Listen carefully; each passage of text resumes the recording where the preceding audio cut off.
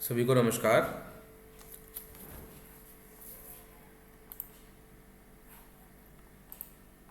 पिछले वीडियो में हमने पिछले दो वीडियोस में हमने ब्लैकमेल के सीमाकारी कारक के नियम का अध्ययन किया है और प्रकाश संश्लेषण को प्रभावित करने वाले कारकों में से दो कारकों का अध्ययन कर लिया है।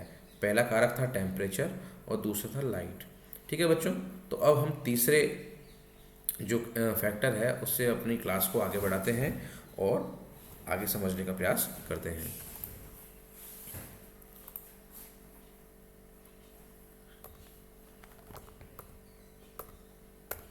ठीक है, द कंसंट्रेशन ऑफ CO2 सांद्रता जो है किस प्रकार से प्रकाश संश्लेषण की प्रक्रिया को प्रभावित करती है उसका हम अध्ययन करेंगे।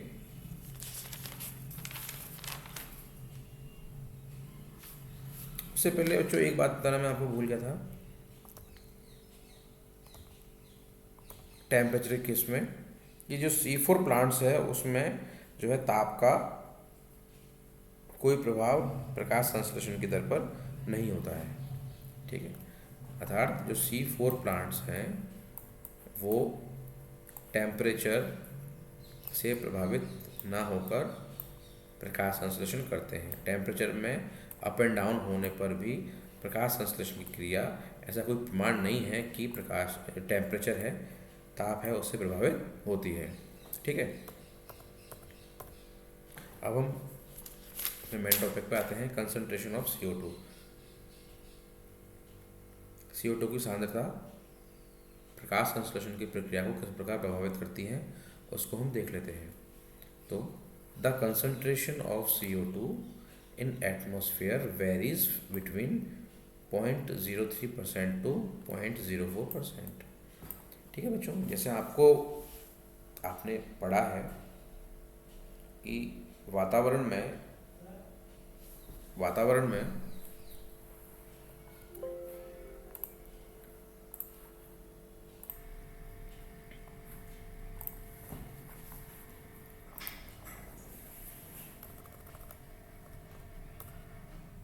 ठीक है बच्चों, तो मैंने आपको बताया कि जो एटमॉस्फेयर है उसमें CO2 की जो कंसंट्रेशन है वो वेरी करती है 0.03% से 0.04% के बीच में। अब increase in the concentration of CO2 up to 0.05 increases CO2 fixation. मतलब सामान्य अवस्था में 0.03 से 0.04 के बीच में CO2 कंसंट्रेशन है, लेकिन यदि मान लीजिए किसी भी कारण की वजह से जो CO2 है वातावरण में वो बढ़ जाती है और उसकी सांद्रता बढ़ते बढ़ते 0.05% तक आ जाती है, तो 0.04 से लेकर जब 0.05 सांद्रता बढ़ रही है, इंक्रीज हो रही है, तो उसी के अनुरूप जो है CO2 फिक्सेशन, इसका मतलब है प्रकाश संश्लेषण, यानी कि प्रकाश संश्लेषण भी आपका बढ़ेगा। ठीक है, प्रकाश संश्लेषण की दर CO2 की सांद्रता में वृद्धि के साथ में एक निश्चित मान तक आने तक बढ़ती है। ठीक,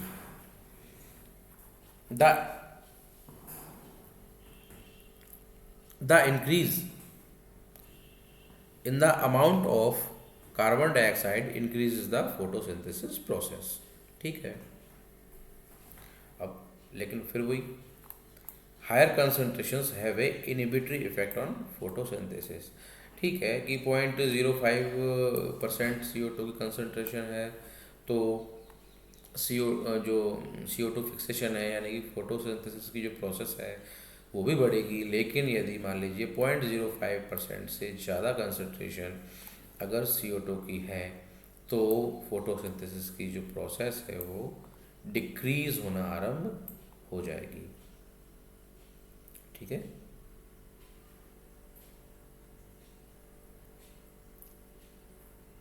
इसे ही इस ग्राफ के द्वारा जो है समझाया गया है कि किस प्रकार CO2 की जो सांद्रता है वो प्रकाश संश्लेषण की जो प्रक्रिया है उसको प्रभावित करती है और किन अवस्थाओं में जो है प्रकाश संश्लेषण अधिकतम होता है और उसके बाद में उसकी गति जो है धीमी हो जाती है। ठीक। अब नेक्स्ट है बच्चों, वो है एक्सटर्नल फैक्टर में नेक्स्ट है ऑक्सीजन, कंसंट्रेशन ऑफ ऑक्सीजन। तो oxygen is essential for photosynthesis. ठीक है। Photosynthesis does not take place in cells which lack oxygen. यदि किसी कोशिका में ऑक्सीजन नहीं है तो प्रकाश संश्लेषण की प्रक्रिया नहीं होगी। The energy produced in oxygen respiration is necessary for photosynthesis. ठीक। Oxygen is required for the production and maintenance of some substances. अब ये दो पॉइंट जो बहुत महत्वपूर्ण है, एग्जाम में कई बार पूछ जाते हैं, आपको समझना चाहिए इनको। पढ़ते हैं। पहला है बारबर्ग इफेक्ट। ये क्या होता है? ऑक्सीजन की उच्च सांद्रता होने पर प्रकाश संश्लेषण की दर में कमी आती है, इसे बारबर्ग इफेक्ट कहते हैं। ठीक है। ऑक्सीजन की आवश्यकता से अधिक सांद्रता होने पर यदि फोटोसिंथेसिस की प्रक्रिया में कमी आएगी तो इसे हम बोलेंगे बारबर्ग इफेक्ट। ओके। अब एक नेक्स्ट पॉइंट और है, उच्च प्रकाश तीव्रता उपस्थित होने पर जो सीथी प्लांट्स होते हैं उसमें फोटोसिंथेसिस के स्थान पर फोटो रेस्पिरेशन आरंभ हो जाता है, जिससे प्रकाश संश्लेषण की दर और दक्षता में कमी आने लगती है। ठीक है बच्चों। एक्चुअली कॉम्बिनेशन है इसका, फोटो रेस्पिरेशन जो है, फोटो रेस्पिरेशन, इसको आरंभ करने के लिए 2-3 कंडीशंस है। उसमें है, पहला है high concentrations of oxygen, low concentration of CO2 and high intensity of light, promotes photo respiration and lowers the rate of photosynthesis. ये बहुत इंपॉर्टेंट है बच्चों, जब हम प्रकाश श्वसन का अध्ययन करेंगे तो इसके बारे में डिटेल्स से पढ़ेंगे। अभी ये ध्यान रखिए आप कि ऑक्सीजन की उच्च सांद्रता, कार्बन डाइऑक्साइड की निम्न सांद्रता और उच्च प्रकाश तीव्रताओं में प्रकाश संश्लेषण के स्थान पर प्रकाश श्वसन की प्रक्रिया आरंभ हो जाती है। ठीक है। अब नेक्स्ट एक्सटर्नल फैक्टर पढ़ते हैं बच्चों।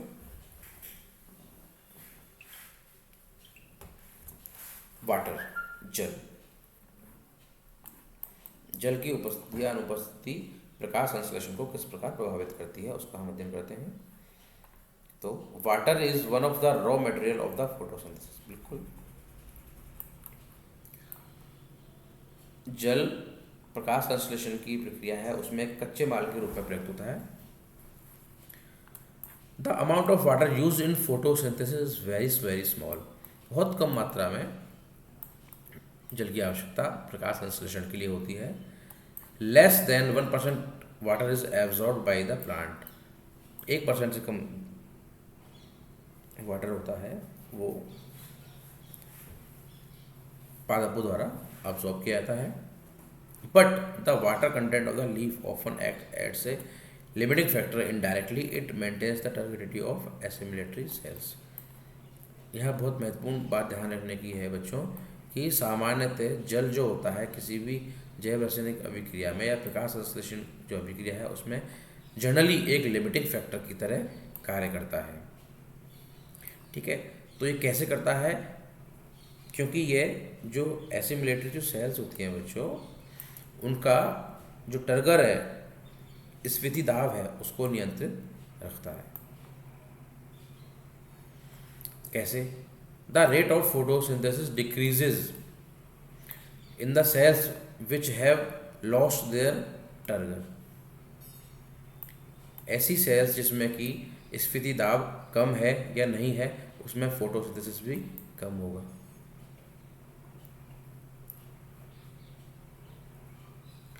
The loss of turgor of guard cells close the stomata. ठीक है, क्यों? क्योंकि स्फीति दाब कम होने की वजह से जो गार्ड सेल होती हैं वो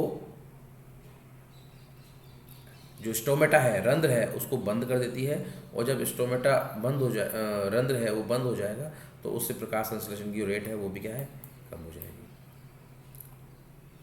ठीक है, कहने का मतलब ये है स्फीति दाब आवश्यक है। स्फीति दाब नहीं होगा तो क्या होगा, जो गार्ड सेल्स है प्लांट लीफ में वो स्टोमेटा को बंद कर देंगी, और स्टोमेटा बंद हो जाएगा तो ऑब्वियसली जो है प्रकाश संश्लेषण की जो रेट है वो कम हो जाएगी।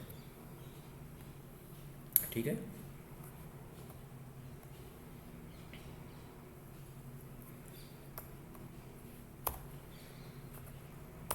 अब लास्ट पढ़ते हैं बच्चों। अब वाटर के बारे में एक दो चीज़ इसमें नहीं लिखी हुई है, बताता मैं आपको। हमने पढ़ लिया कि प्रकाश संश्लेषण की जो प्रक्रिया है उपलब्ध जल की मात्रा से प्रभावित होगी, बिल्कुल होगी। यह जीवद्रव्यीय सक्रियता को प्रभावित करता है। ठीक,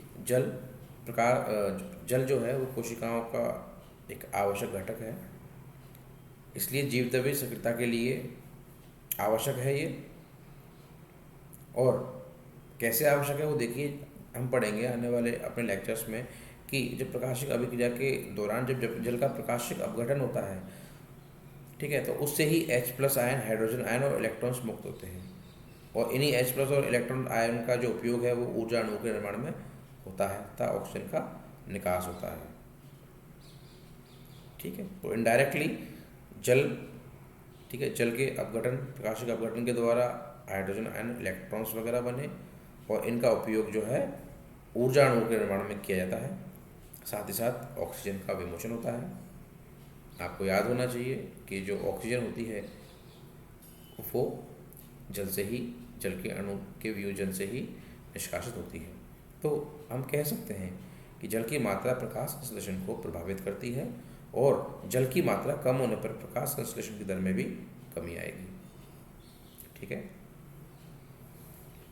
लास्ट पढ़ते हैं मेटल आयन या धातु आयन। तो देखिए, प्रकाश संश्लेषण की प्रक्रिया को संपन्न करने के लिए अनेक जो खनिज आयन होते हैं वो सहकारक के रूप में प्रयोग में लिए जाते हैं। उदाहरण के लिए मैग्नीशियम,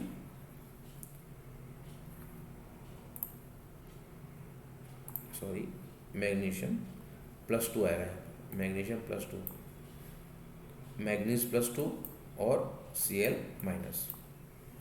ठीक है, इनकी अनुपस्थिति होने पर या सांद्रता में कमी होने पर प्रकाश संश्लेषण की दर में भी कमी आती है। ठीक है, एब्सेंस और lower concentrations also lowers the rate of photosynthesis. ठीक है बच्चों, तो ये हमने एक्सटर्नल फैक्टर पढ़ लिए हैं इसके। अब एक और जो छूट गया है हमसे शायद, प्रकाश संश्लेषण को प्रभावित करने वाले कारकों में एक कारक छूट गया है, वो है, नेक्स्ट है पॉल्यूटेंट। ठीक है, पॉल्यूटेंट, इसको देख लेते हैं। तो विभिन्न वायुमंडलीय प्रदूषक, उदाहरण के लिए नाइट्रोजन के यौगिक हो गए, सल्फर के यौगिक हो गए आदि, जो पर्ण है उसकी उपापचयी प्रक्रियाओं को प्रभावित करते हैं बच्चों। ठीक है, जो प्रदूषक हैं नाइट्रोजन और सल्फर के यौगिक जो हैं वो पर्ण की उपापचयी प्रक्रियाओं को प्रभावित करते हैं। अब क्या होगा, प्रदूषकों की अधिकता उपापचयी सक्रियता में कमी को प्रेरित करती है। बिल्कुल, प्रदूषकों की जो अधिकता है वो उपापचयी सक्रियता में कमी प्रेरित करेगी, और उपापचयी सक्रियता कम होगी तो विभिन्न जो जैव रासायनिक अभिक्रियाएं हैं वो भी कम होगी। और क्योंकि प्रकाश संश्लेषण भी एक जैव रासायनिक अभिक्रिया है, इसलिए आवश्यक रूप से जो पॉल्यूटेंट्स की जो उपस्थिति है बच्चों, वो प्रकाश संश्लेषण की दर को नकारात्मक रूप से प्रभावित करती है। ठीक है, कहने का मतलब ये है, अगर कोई प्लांट है, मान लीजिए कोई प्रदूषण युक्त इलाके में अगर है, वायुमंडलीय प्रदूषण है, वायु प्रदूषण वहाँ पाया जा रहा है, तो यह अवश्यंभावी है कि उस प्लांट में एक सामान्य क्षेत्र में उपस्थित प्लांट की अपेक्षा जो प्रकाश संश्लेषण की दर है वो कम होगी। ठीक है बच्चों, तो ये एक और है कि प्रदूषक भी बाह्य कारक के रूप में प्रयुक्त होते हुए प्रकाश संश्लेषण की दर को नकारात्मक रूप से प्रभावित करते हैं। ठीक है बच्चों, तो ये आज के इस लेक्चर के द्वारा हमारा प्रकाश संश्लेषण को प्रभावित करने वाले जो बाह्य कारक है वो पूरा हो गया है। नेक्स्ट चैप्टर में हम प्रकाश संश्लेषण को प्रभावित करने वाले आंतरिक कारकों का अध्ययन करेंगे। ठीक है, वीडियो देखने के लिए धन्यवाद।